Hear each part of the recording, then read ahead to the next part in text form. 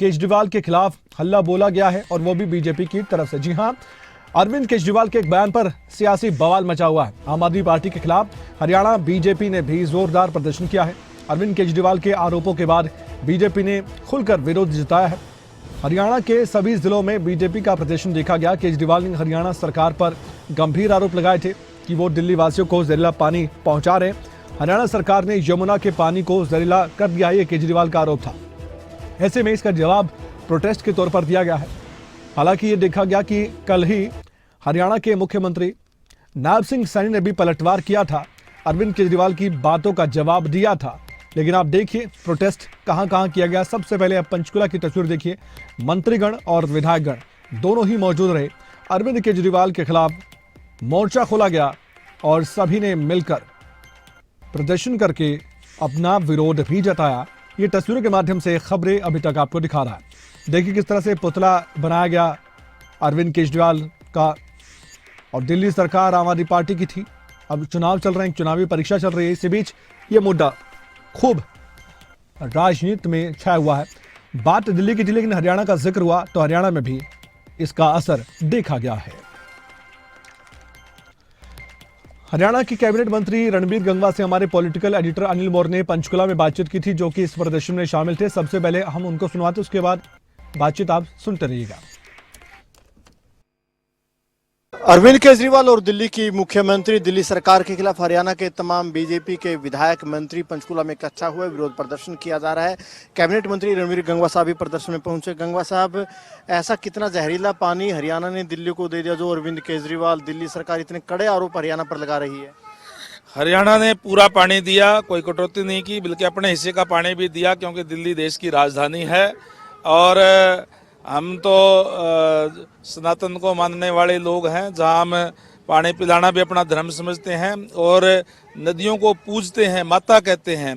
और आज केजरीवाल जी ने अपनी विफलताओं को छिपाने के लिए इस तरीके के जो घटिया किस्म के आरोप लगाने का काम किया है, हम कड़े शब्दों के अंदर उसकी निंदा करते हैं।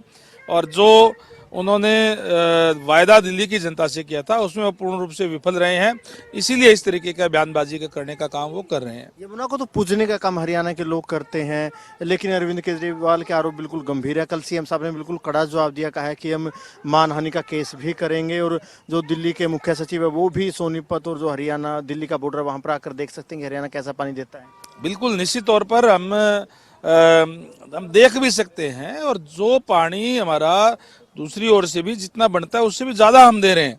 अपने पानी में से भी कटौती करके दिल्ली को देने का काम हरियाणा ने हमेशा करने का काम किया है। और इस तरीके का आरोप लगाना कि नदी के अंदर जहर मिला देना, बहुत ही मैं कहूँगा कि मेरे पास कोई शब्द नहीं है कि किन शब्दों के अंदर इसकी जो है निंदा की जाए। इंसानियत के नाते भी ठीक नहीं इतना गंभीर आरोप लगाना। लोगों में भी डर पैदा होता है, दिल्ली की जनता में भी डर पैदा होगा कि पानी जहरीला है। बिल्कुल निश्चित तौर पर इस तरीके का भ्रामक प्रचार फैलाना और गलत बात करना एक जिम्मेदार पद पर बैठे व्यक्ति के लिए बहुत ही गलत है और हम इसकी कड़े शब्दों के अंदर निंदा करते हैं। एक सवाल ये भी है कि जो हरियाणा के जो तमाम नेता है, विधायक है, मुख्यमंत्री ने भी कहा कि सोनीपत से जब दिल्ली में पानी जाता है साफ पानी जाता है, लेकिन जब दिल्ली से फरीदाबाद की तरफ पानी जाता है वो बेहद गंदा पानी होता है। देखिए, आप बिल्कुल सही कहा, क्योंकि उन्होंने अपने रख रखाव करने में वो विफल रहे हैं, अपना प्रबंधन करने में विफल रहे हैं, पानी के डिस्ट्रीब्यूट करने में के अंदर भी वो विफल रहे हैं। अपनी विफलताओं को छिपाने के लिए वो हरियाणा के ऊपर आरोप लगाने का काम कर रहे हैं।